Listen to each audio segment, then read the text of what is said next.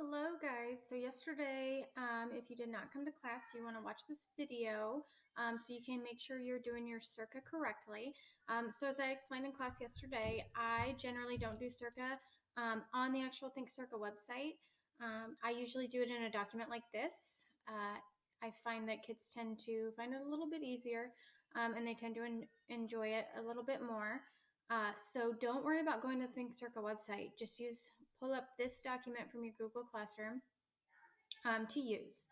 And so we yesterday went over the connect. Okay, and so it says, without water, there can be no life. So how is it possible that one of the world's earliest civilizations began in the Middle East, an area of very little rainfall? The development of the Sumerian civilization around 4000 BC was possible because of two rivers, the Tigris and the Euphrates. The Sumerians used these rivers to irrigate their crops.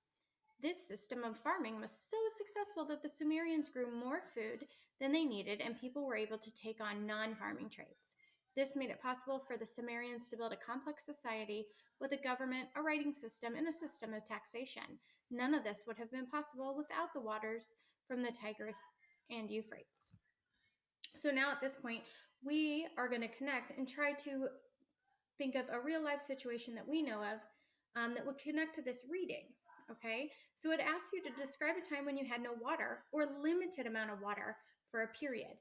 How did not having water affect you, and what were you not able to do, and what solution did you find? So the example I gave the class yesterday was that this summer we worked on redoing our basement, and I had the bathroom all done, and I was excited, bought these cute shelves to hang, and I got the drill and I drilled a hole. And when I pulled the drill out, water came gushing out. I had drilled into a water pipe. So we had to shut off the water to the whole house.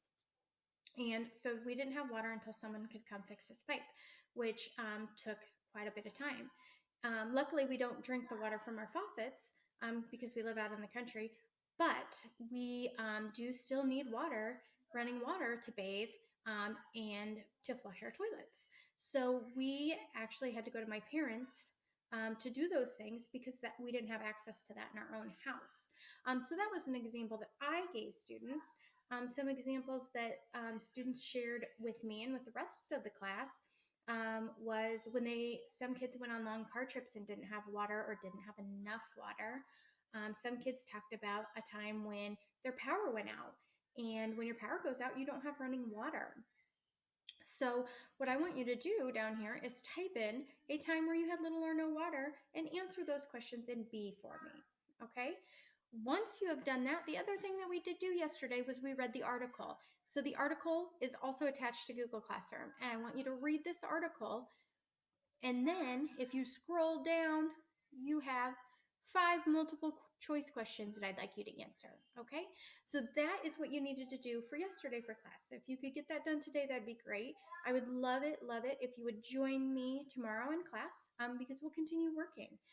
If not, I will film another one of these videos to help y'all out, okay? Email me with any questions.